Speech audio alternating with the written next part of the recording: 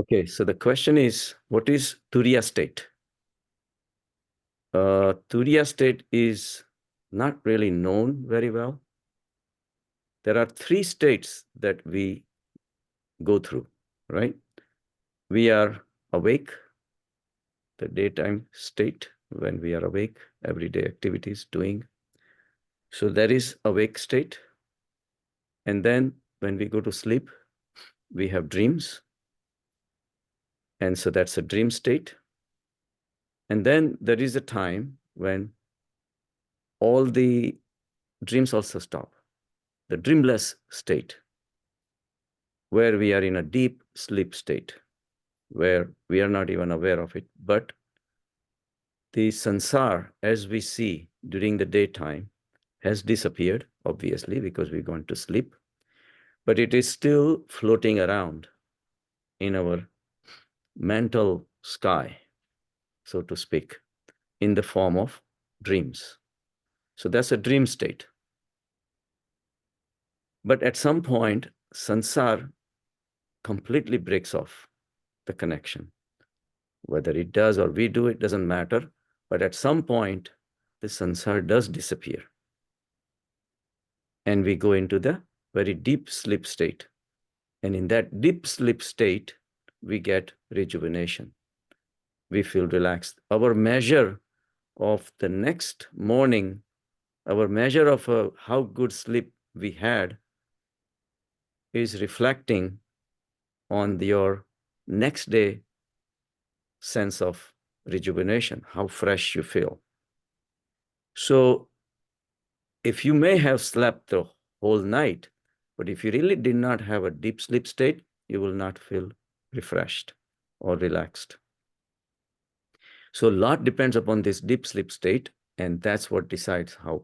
So from spiritual point of view, we actually do not get relaxation as long as we are connected with sansar. So daytime, we have hustle and bustle, and we're interacting with people, and we communicate with them, and we try to solve these problems for ourselves, other people, everything. So we are continuously involved in doing things with sansar. We are right in the middle of sansar, right? And we have no rest. We have no uh, freshness. We actually get tired by the end of the day. But even at night, when we go to sleep, we have a, I'm mute, Bakul Bhai.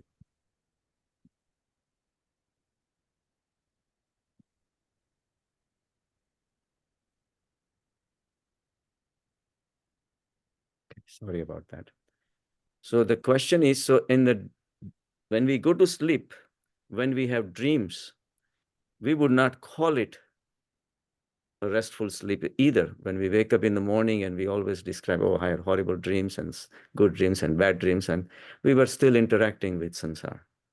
So even that is considered a restless sleep because we are still interacting.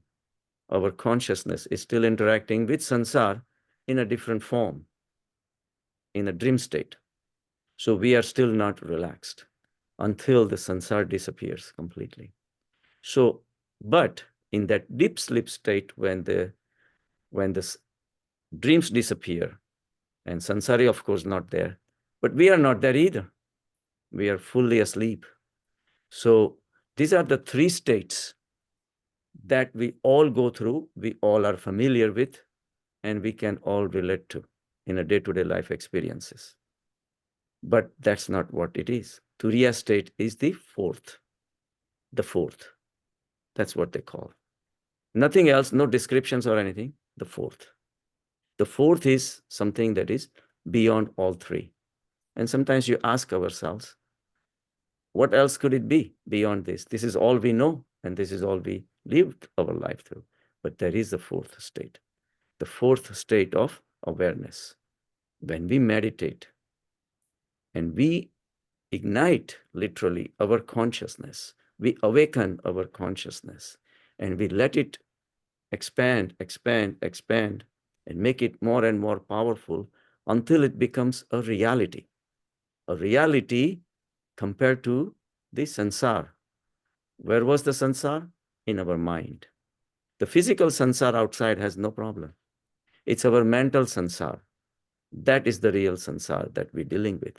Because just because there are trees and mountains and outside, there's nothing to blame them. It is a physical world there, which is also part of the consciousness. But only problem we have is the trying to own it. Our setting up the connections. This is mine. This is yours. This is mine. This is yours. I want this. I want that. And in that process, the mind keeps on staying busy, busy, busy all the time.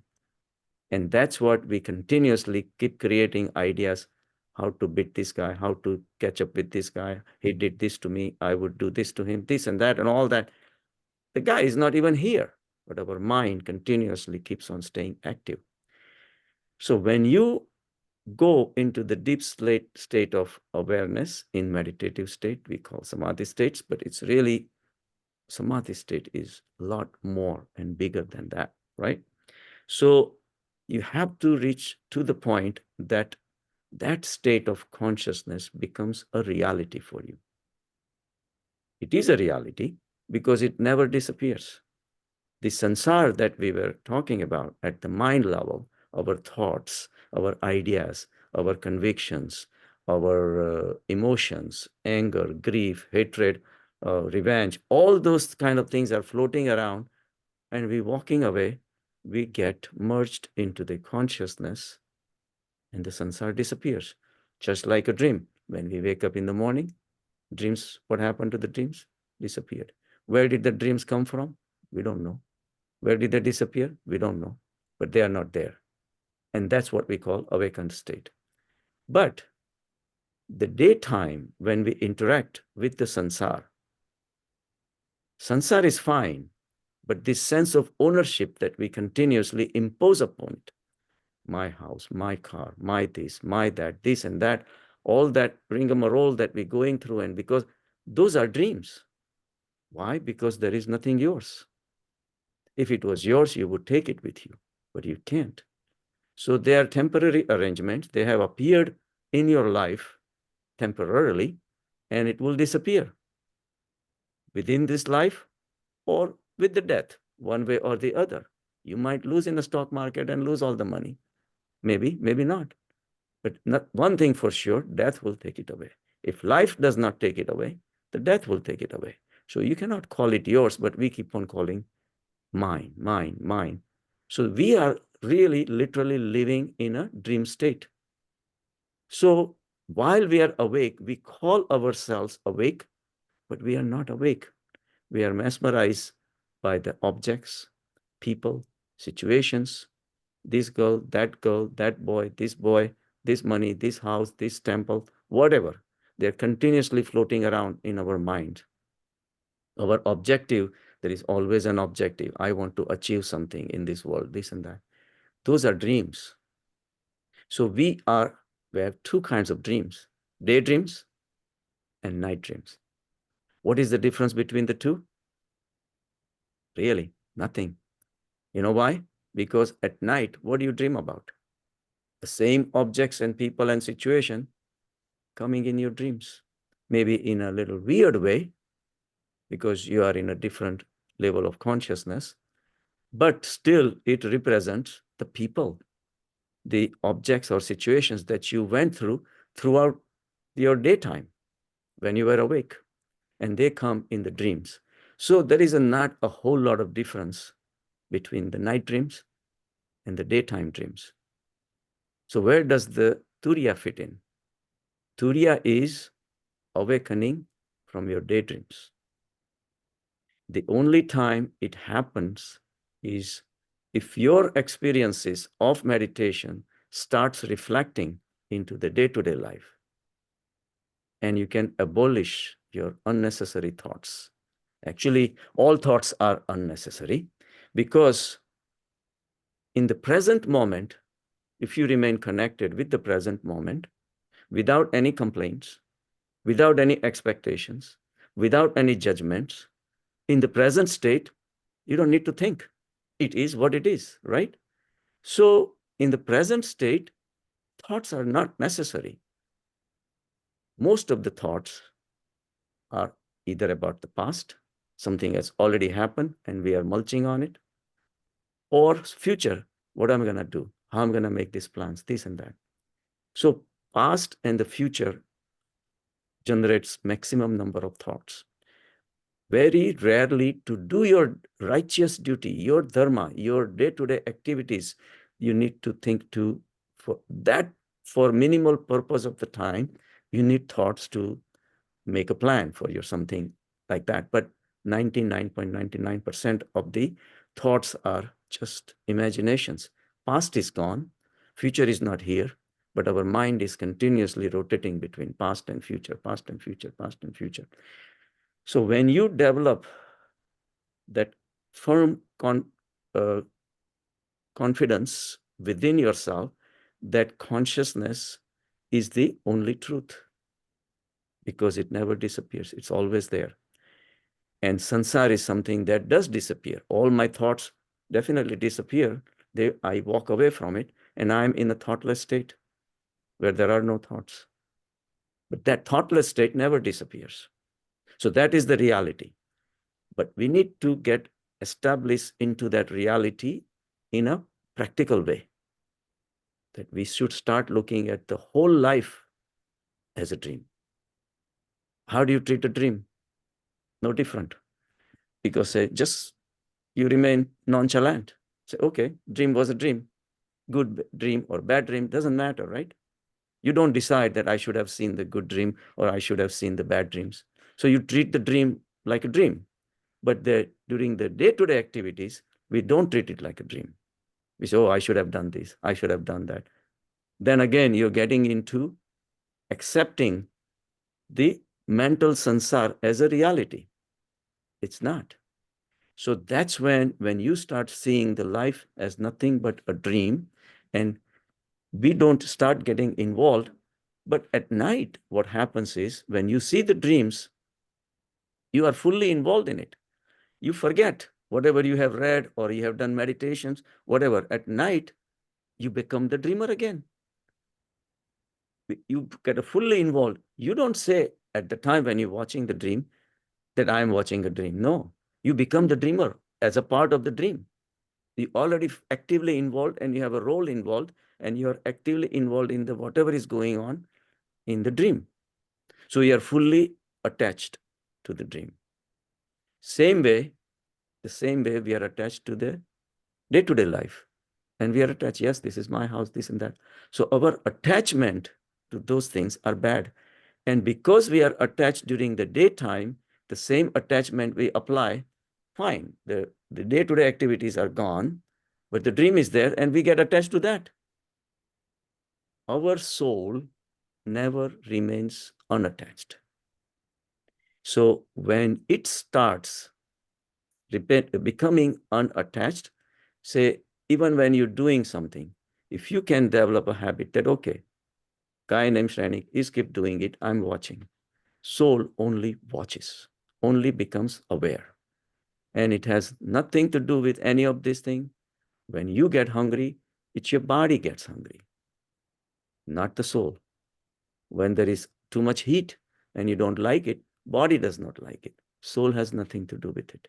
So that kind of separation, when can happen, your journey to the Turiya state starts happening. Mandukya Upanishad has a beautiful simile. It's on a tree. It says that there are two birds on a tree. One bird is very restless. He keeps on eating here, eating this, eating that. One branch to another branch, back and forth, back and forth. But you know what the second bird does? Just sitting there, watching the first bird. Our body is that tree. And in that tree, there are two birds. The body and the mind is one bird. Another bird is the soul. Soul is continuously watching. We need to ignite and reach to that level of that bird so we can watch every single moment without getting involved, without getting attached. So the life starts receding away from you. Even though you're living a life, but at the soul level. Soul becomes your light. Soul becomes your controller. The consciousness controls all your thoughts, your behavior, everything, because it is the only real source. When that happens, little by little, when the dreams even start, you suddenly realize that this is a dream. So your awakened state that you develop during the daytime with the practice, nighttime also continues. Even if dream comes, you wake up, say, no, this is a dream. I don't want to get into that. So that's when the sansar actually leaves you for good. And you start getting closer to the Turiya state. But you are still not at Turiya state. Turiya state is the third state that we have at the night time when we're sleeping, the deep sleep state. Even in a deep sleep state, you remain awakened. That's the ultimate state. And then your awakening continues in all three states: daytime state, dreamful state, and a dreamless deep sleep state. All three states are covered by the Turiya state, and that state does exist. In that state, that's the ultimate state of enlightenment. That's why in Krishna says that when the world is sleeping, yogi remains awake. Same thing, Anand asked Buddha, Buddha, when do you sleep? When do you break the samadhi? Buddha said, who is sleeping? Who is breaking samadhi? I'm always in a samadhi state. That is really pushing to the higher state of samadhi. So much for today. If you have any questions, let me know. Otherwise, I'll record and I'll post it. Okay.